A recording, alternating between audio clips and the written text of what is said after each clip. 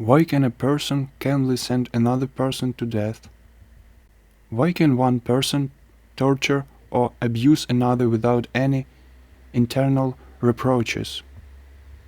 Why did kind and good people in ordinary life, banks, doctors, kill thousands of innocent ordinary people, obeying the authorities of the party?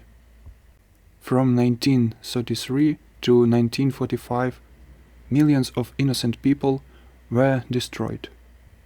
Hundreds of gas chambers and death camps were built. Millions died of hunger. But even if such an idea had been born in the head of only one person or even several people at the top of power, it could not have been realized on such a scale if not for the huge number of people obeying orders. It was these people who broke into houses in search of enemies of the people. It was they who looked for the buried last grain.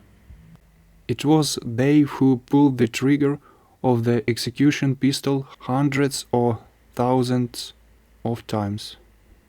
Not presidents or dictators, but very often neighbors and relatives of yesterday. The most terrible crimes were committed in the name of humility, and not in the name of revolution. It seems like it was so long ago. However, time passes, human nature does not change. This video is based on the book Obedience to Authority by Stanley Milgram. I will often speak in direct quotes from this book. Stanley Milgram's experiment investigated how and why a person goes into conflict with his morality, and how far is it ready to go in causing pain to another person. Two people entered the lab, supposedly to study a person's ability to learn if he is punished for wrong answers, like a teacher and a student. The student is brought into a room and his hands are tied. An electrode is attached to the wrist through which an electric current will supposedly pass. The student is a special actor who will pretend that he is really being shocked, and the teacher will ask questions and shock the student with an electric current for wrong answers, starting with 15 volts and each time increasing the step by 15 volts, maximum 450 volts. At 75 volts, the student groans. At 120, he complains. At 150, he asks to stop the experiment. And after 285 volts, the student only screams. All attention is focused on the teacher. On the one hand, the student is pressuring him and demanding that the experiment be stopped. On the other hand, the leader of the experiment, the authority, orders him to continue. How far will an ordinary person go when the authority orders him to cause harm and pain to an innocent person? Interestingly, a certain percentage of people who shocked with electricity went all the way, and not a single person who came to the laboratory refused to shock another person. Why then does the teacher continue to listen to the experimenter? Among the reasons is politeness. Think about why it was brought up before. The desire to keep the promise to listen to the experimenter at first. Think about why in some places you can give various kinds of promises. and the tension of tension that arises during a conflict. This is the thinking of obedient or law-abiding people, to whom the authorities show harm to helpless people. Interestingly, many adhere to strong moral convictions that it is forbidden harm a person, and all the same that it is forbidden to do this. However, when getting into a real situation, everything changed, and moral convictions turned out to be no stronger than illusions. And most often people adapt to situations, finding an excuse that they don't provide for these actions.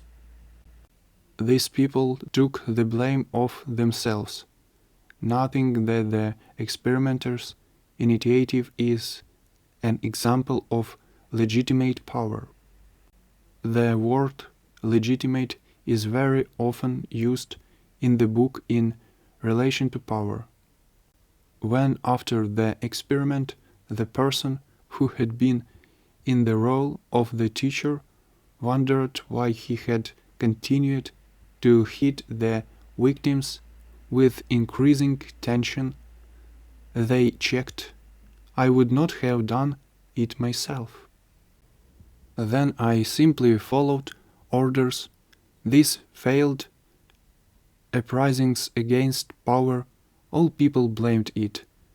Interestingly, at the trial of the Nazis in Nuremberg, many said exactly this: "I only did my duty," and this is the real basic setting of the opinions of people who find themselves in subordination in power relations.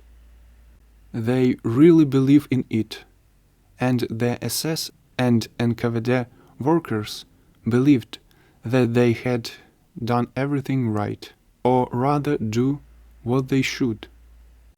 Therefore, such a role of yours plays an ideological indoctrination and the creation of the necessary psychological atmosphere.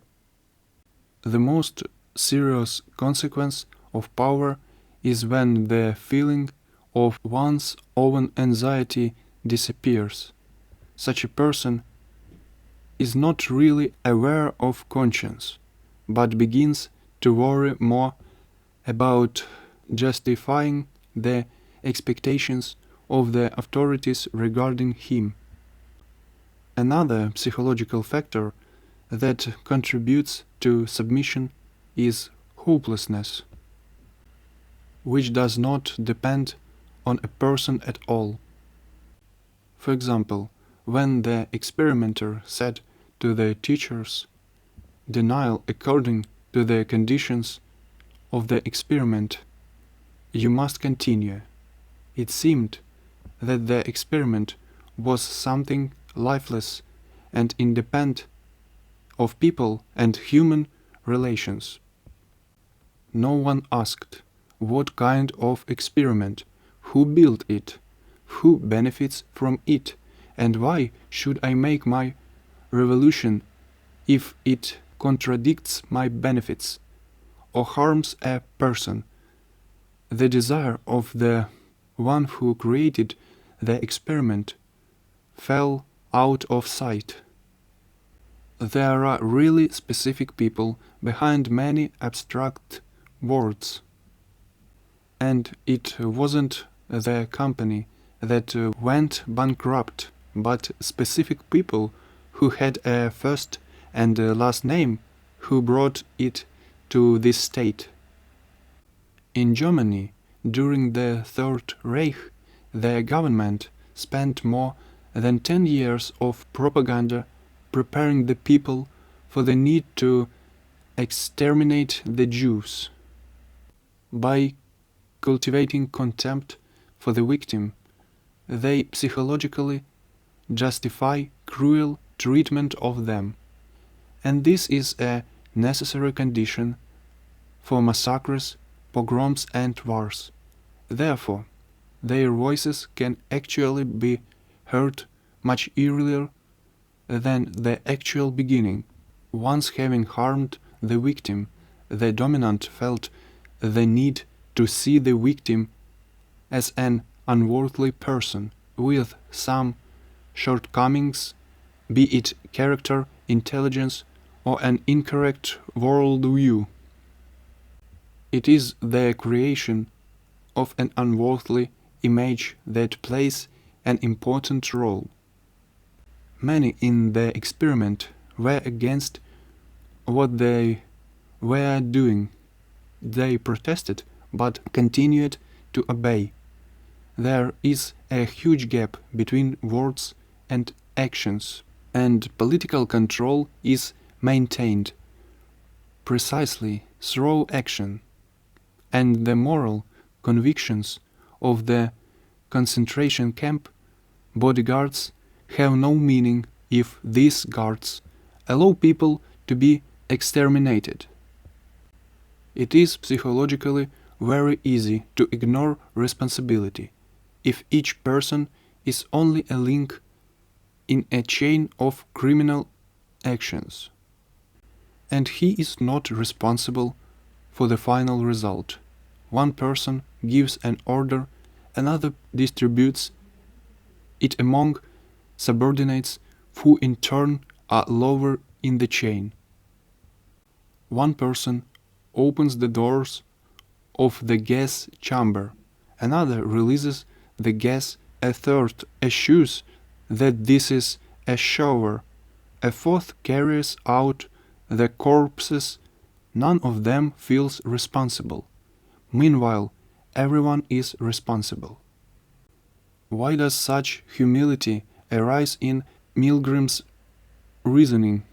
People are herd creatures, and large herds have their own hierarchy. In herds of people, power structures are normally designated by symbols and not by direct physical force. For such organizations to function, a person must have the ability to obey and work as stated for the common good of the herd. In fact, this may not always be the case for the good of individual specific people with names and surnames. Therefore, humility is an unconscious adjustment of a person from the level of instincts, but social influence cultivates all this, and individual renounces his own ideal and replaces it with group ideal, which is personified by the leader. The psychology of the subordination of a Wehrmacht general to Hitler is exactly the same as the psychology of the subordination of a soldier to an officer, and so on at every level of the system. But it is precisely the one who stands at the top and launches the entire horrific process. In order for a separate element to function successfully in such a hierarchical system, it is necessary for it to undergo certain internal changes. What are the prerequisites for change? Family. The first hierarchical structure we encounter, a structure with authority and power, and when parents tell us don't do something, in fact, we receive two commands, not one. For example, don't hurt the dog. The first command is moral content, and the second, unnoticeable obey. That is why our moral ideals are inseparable from the idea of obeying. Then we move from family to school, and this is a hierarchical structure with obvious laws of subordination, which again are unconsciously tied to the institution. By the way, for the total fear of children, the education of slavish submission, it would be desirable to add at least one more policeman with symbols of power. Well, you can say, for example, that it is for safety, although no one will objectively explain how this should affect safety, that for decades everything was safe and without a policeman, and also pay attention to how the symbols of power and interiors in institutions are organized, be it a school or any other institutions. Now think about it, that a person spends their first 16 years of life in hierarchical structures, and after that we again end up in different places, but everywhere with the need to obey. And all the love of freedom remains only a good fairy tale for ourselves, so as not to look at reality. Being in the system and having authority, a person constantly deals with a reward. For obedience to authority they reward, for disobedience they punish, and the best reward is moving up the hierarchical structure. The result of all this assimilation of the social order, the main rule of which is to do what the boss says. Thus a person gradually becomes a cog in the system, which is only a tool in the hands of others, and whoever is at the top of this system will get obedient slaves who do everything without asking unnecessary questions. So this episode has come to an end. If you liked the episode, give it a like, write comments, and click the bell to be first to know about the next episodes.